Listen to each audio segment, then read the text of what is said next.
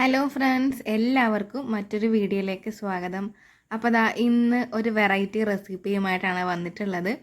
ഇന്ന് നമ്മൾ തയ്യാറാക്കാനായിട്ട് പോകുന്നത് നമ്മുടെ കക്ക ഇറച്ചി ഉണ്ടല്ലോ, അത് നമ്മൾ വറുത്തരച്ചാണ് ഇന്ന് കറി തയ്യാറാക്കുന്നത്.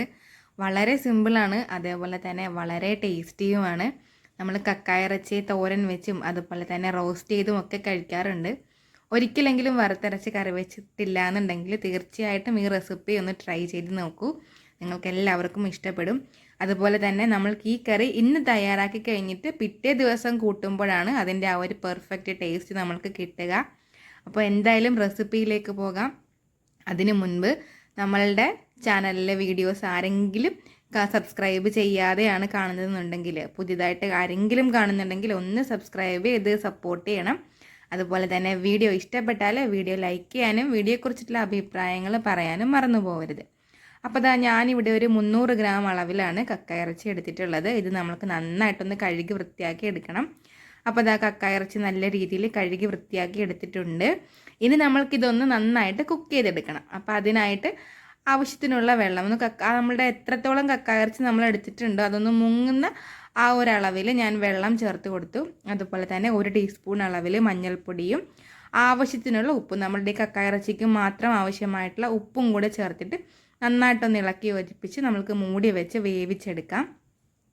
ഒരു 10 തൊട്ട് 15 മിനിറ്റ് കൊണ്ട് തന്നെ നമ്മളുടെ ഈ കക്ക ഇറച്ചി എല്ലാം നല്ല രീതിയിൽ കുക്കായി കിട്ടും. ഇപ്പോൾ നമ്മൾ ചേർത്ത് കൊടുത്തിട്ടുള്ള വെള്ളം കൂടാതെ കക്ക ഇറച്ചിയിൽ നിന്നുള്ള വെള്ളവും എല്ലാം ഇറങ്ങിയിട്ടുണ്ട്. അപ്പോൾ നല്ല രീതിയിലൊന്ന് തിളച്ച് വന്നിട്ടുണ്ട്. നമ്മൾക്ക് ഈ വെള്ളം നന്നായിട്ടൊന്ന് വറ്റിച്ച് നല്ല രീതിയിൽ ഇതേപോലെ ഒന്ന് കുക്ക് ചെയ്തെടുക്കാം. അപ്പോൾ കക്ക ഇറച്ചി ഇവിടെ കുക്കായി വന്നിട്ടുണ്ട്. ഇനി നമ്മൾക്ക് തേങ്ങ അരപ്പാണ് തയ്യാറാക്കേണ്ടത്. അരമുറി തേങ്ങ ചിരണ്ടിയതിലേക്ക് ഞാനിവിടെ 1 ടീസ്പൂൺ അളവിൽ പെരുംജീരകവും അതുപോലെ തന്നെ 1/2 ടീസ്പൂൺ അളവിൽ ഉണക്കക്കുരുമുളകുമാണ് ചേർത്ത് കൊടുത്തിട്ടുള്ളത്. അതിനുശേഷം നന്നായിട്ടൊന്ന് ഇളക്കി യോജിപ്പിച്ച് തേങ്ങ ഒന്ന് ഡ്രൈ ആയി വരുന്ന സമയത്ത് നമ്മൾക്ക് 1/2 ടീസ്പൂൺ അളവിൽ മഞ്ഞൾപ്പൊടിയും കൂടെ ചേർത്ത് കൊടുക്കാം.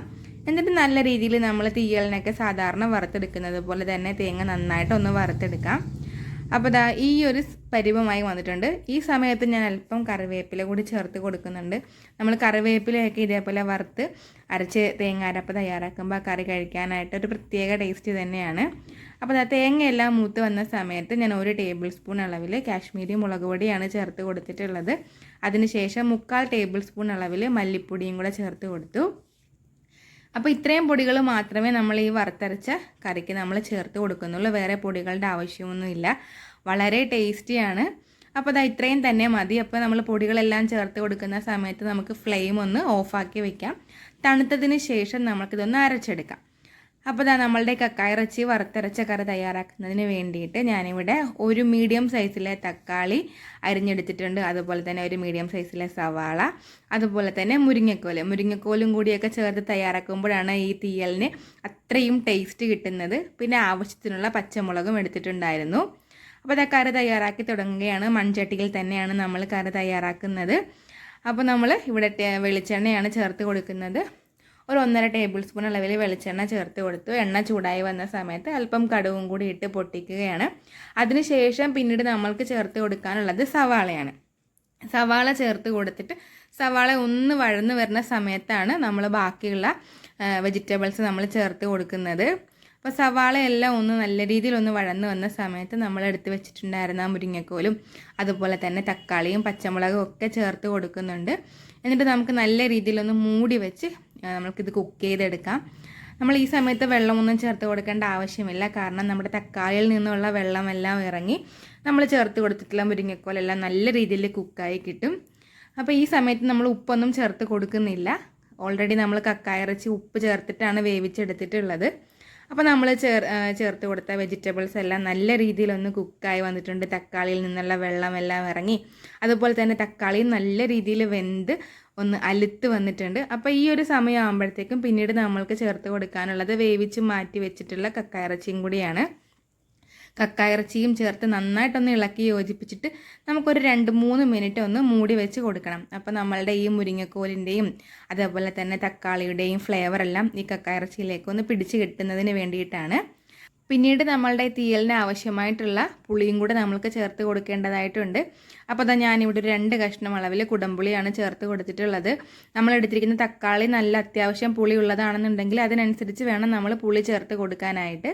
അപ്പോൾ പുളിയും ചേർത്ത് നന്നായിട്ടൊന്ന് ഇളക്കി യോജിപ്പിച്ചതിന് ശേഷം പിന്നീട് നമ്മൾക്ക് ചേർത്ത് കൊടുക്കാനുള്ളത് നമ്മൾ നേരത്തെ വറുത്തരച്ച് മാറ്റി വെച്ചിട്ടുള്ള നമ്മളുടെ തേങ്ങ അരപ്പും കൂടിയാണ്. അപ്പോൾ തേങ്ങ അരപ്പും ചേർത്ത് ആവശ്യത്തിനുള്ള വെള്ളവും ചേർത്തിട്ട് നമ്മൾക്ക് എത്രത്തോളം ചാറ് വേണോ അതിനനുസരിച്ച് വെള്ളവും ചേർത്തിട്ട് പിന്നീട് നമ്മൾക്കിത് നന്നായിട്ടൊന്ന് എണ്ണ തെളിയുന്നത് വരെ തിളപ്പിച്ച് വറ്റിച്ചെടുക്കണം. അപ്പോൾ തിളച്ചൊക്കെ വരുന്ന സമയത്ത് നമ്മൾക്ക് ഉപ്പൊക്കെ ആവശ്യമാണെന്നുണ്ടെങ്കിൽ ഉപ്പ് ചേർത്ത് കൊടുക്കാവുന്നതാണ്. അപ്പോൾ ഞാൻ നേരത്തെ ടേസ്റ്റ് ചെയ്ത് നോക്കിയ സമയത്ത് അല്പം ഉപ്പിൻ്റെ പോരായ്മ ഉള്ളത് കൊണ്ട് ഉപ്പും കൂടി ചേർത്ത് കൊടുത്തിട്ടുണ്ടായിരുന്നു. അപ്പോൾ അത് നല്ല രീതിയിൽ നമ്മളുടെ വറുത്തരച്ച കക്കായിറച്ചിക്കറി തിളച്ച് തുടങ്ങിയിട്ടുണ്ട്. അപ്പോൾ നല്ല രീതിയിൽ തിളച്ച് ഒന്ന് കുറുകി എണ്ണയെല്ലാം തെളിഞ്ഞ് വരുമ്പോഴത്തേക്കുമാണ് നമ്മളുടെ ആ തീയൽ വളരെ പെർഫെക്റ്റ് ആയിട്ട് വളരെ ടേസ്റ്റി ആയിട്ട് നമ്മൾക്ക് കിട്ടുന്നത്. അപ്പോൾ തീർച്ചയായിട്ടും ഈ ഒരു റെസിപ്പി എല്ലാവരും ട്രൈ ചെയ്ത് നോക്കണം. കണ്ടോ, കാണുമ്പോൾ തന്നെ മനസ്സിലാവുന്നുണ്ടല്ലോ അടിപൊളി ടേസ്റ്റാണ് ഈ നമ്മളുടെ ഈ വറുത്തരച്ച കക്കായിറച്ചിക്കറി. തീർച്ചയായിട്ടും എല്ലാവരും ട്രൈ ചെയ്ത് നോക്കുക. നിങ്ങൾക്ക് ഇഷ്ടപ്പെട്ടാൽ വീഡിയോ ഒന്ന് ലൈക്ക് ചെയ്യണം. അതേപോലെ തന്നെ വീഡിയോയെക്കുറിച്ചിട്ടുള്ള അഭിപ്രായങ്ങൾ ഒന്ന് കമൻറ്റ് ബോക്സിൽ പറയാനും മറന്നു പോകരുത്. അപ്പോൾ വീണ്ടും മറ്റൊരു വ്യത്യസ്തമായ വീഡിയോയുമായിട്ട് വരാം. അതുവരേക്കും എൻ്റെ എല്ലാ കൂട്ടുകാർക്കും tata, bye bye, see you friends.